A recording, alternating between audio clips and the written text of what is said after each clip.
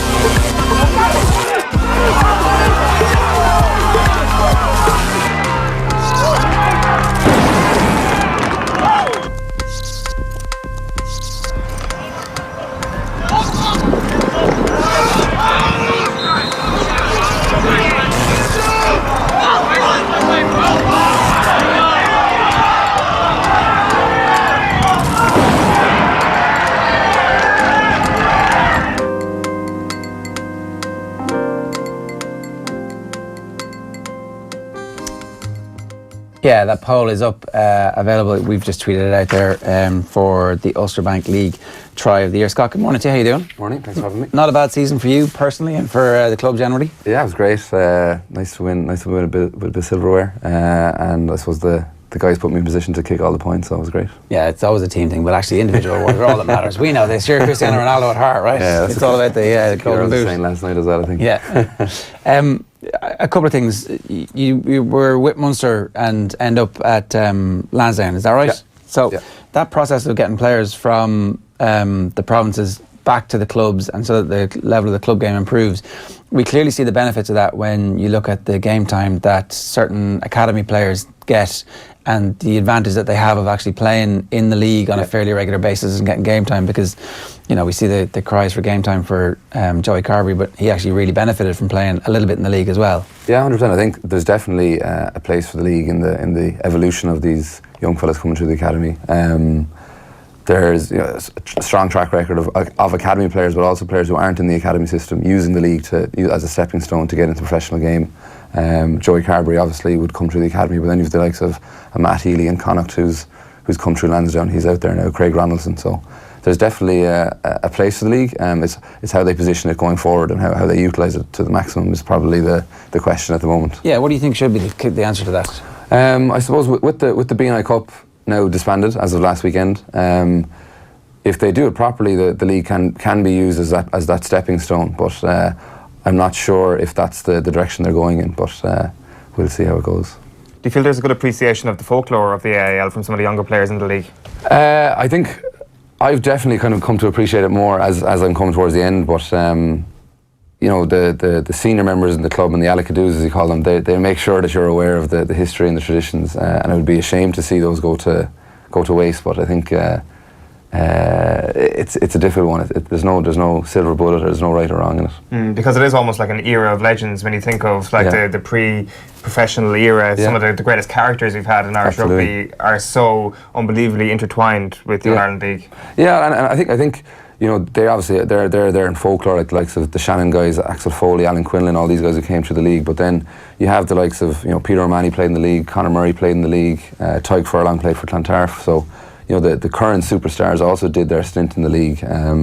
So I think it is a very valuable asset for the RFU and for the provincial provinces. But it's how they use it. Yeah, I didn't realise the B&I Cup was coming to an end. Yeah. So is there an automatic replacement, or do you guys know what the? So I'm not privy to these conversations, but there's rumours of an under-23 league with the Welsh provinces. So people looking for game time or academies, kind of like the Espars in France, they play an under-23 league, but that hasn't been confirmed yet. But if not, I would hope that they release more players to the Ulster Bank League for game time, so it brings up the standard across the board. What happens when those players do get released? Because there's a concern that sometimes the level of fitness that you're going to have from a 20, 21-year-old who is completely full-time professional versus some of your teammates who you're all amateurs, or the majority of you will be amateurs. That there's an imbalance there, particularly in scrummaging and stuff like that. So they have at the moment there's a rule that you can only have one forward and one back. Okay.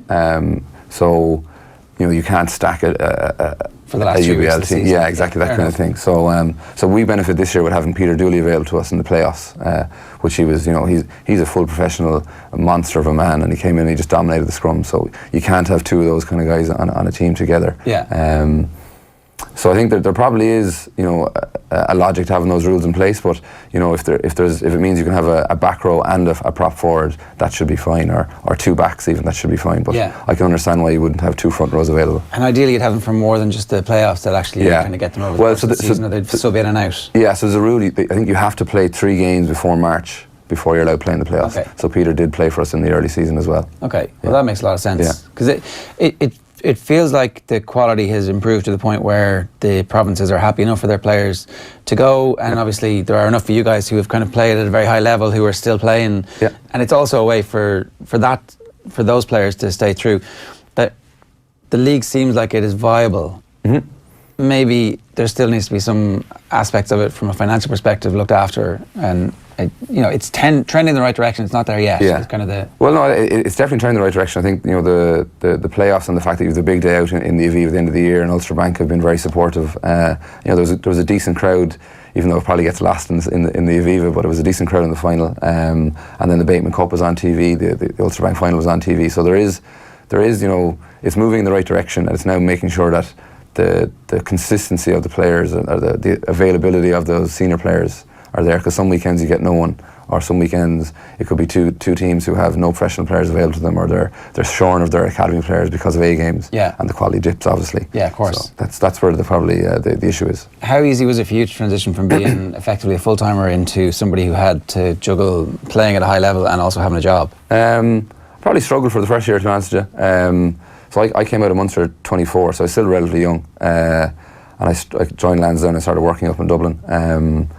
Probably struggled for the first 5 or 6 months just with the cadence of training on a Tuesday and Thursday night and not during the day, and trying to fit in your gym and trying to get your head around it. Actually an office job, which was a brand new experience for me.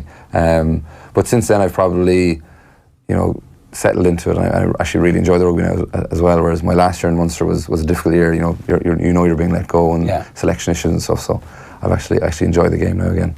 Did that last year in Munster allow you to prepare yourself, kind of even just setting up a job, looking around, see what team you're going to join, and I guess just setting yourself up nicely for kind of the non-professional life? Yeah, so I knew kind of October, November time that I wasn't being kept on. So I had enough time to decide whether I wanted to pursue professionalism abroad or whether I wanted to go back into the real world, in inverted commas. And I probably made the decision around January that I was done with rugby as a profession.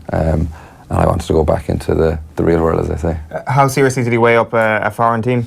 Not massively, I suppose. Being brutally honest, that the offers weren't that plentiful. There was a couple in the Championship in France and a few of the Pro D2 teams in France. Sniffed around, but nothing that would have turned my head. I suppose the ultimate goal for me was to try and push on and win something with Munster, and if possible, get international honours. And as we all know, if you go abroad, those international honours aren't available. So. I was happy with what I had achieved. I wanted to just move on and get on with the rest of my life. Is that hard? It wasn't. I'm fairly pragmatic, and I knew that at 24 and with JJ Hanrahan coming behind me, that opportunities would be limited. So, and I think Munster made the right decision in that. You used to take the emotion out of it, and the situation was that I'd been given 3 years to push on, and I didn't. So. Unfortunately, that's the way it goes. And in retrospect, it feels like you did the right thing. You get to play. It seems like you can probably play rugby for another 8-9 years if you want to at this level. Well, I see my wife to be says about that, but at the moment I'm taking it season by season. I have a young family at home as well, so I think I've got the go ahead for next year. So. Okay, right. So it's season by season. Grand, that's fair enough. But it is something that there is another way for people to continue playing rugby and to have a career and to have a normal life. And not everybody has to go and travel off and play for those teams that we kind of never hear about. But you get a line in the paper here and there. Yeah, I suppose there's only a handful of players in Ireland. The O'Connells and the O'Garas, O'Driscolls, etc., and potentially Sexton going forward who'll be able to have sufficient income off corporate gigs, etc., to sustain their lifestyle. But the rest of us, even guys who have 50, 60 caps for Ireland, will have to join the real world and join the workforce. So I was keen to get that started and not lose too much ground in my peers. Yeah, fair enough. Because for a lot of people, I'd say it's almost like a bomb exploding right at the end of their career. It's like I didn't realise that I would have to dip my toe back into the real world. And as well as that, you were 24 when you've got to look back at the real world. You're still in a kind of a developmental stage of your life. I mean, they're 34, most of the people who have to go back into the real world at that stage, and that can be a fairly daunting prospect for them. It can. I'm sure, there's friends of mine who've left rugby in the last year or two, or who are leaving now.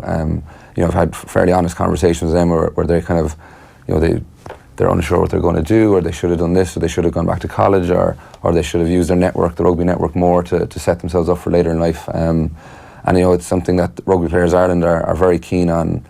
Making sure that the players know that this network is available to them.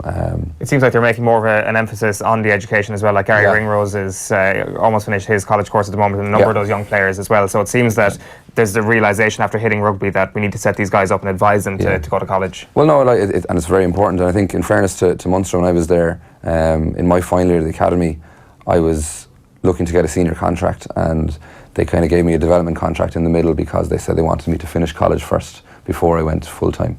I think that was probably suitable to me at the time because my parents were very big on the education. They wanted me to make sure I finished my degree, so that suited the time. But I think other players, they're probably a bit less cognizant of the education. They just want to push on, which is understandable as well at 20, 21. So obviously, as a Munster man living and working in Dublin, what's going to happen at the weekend?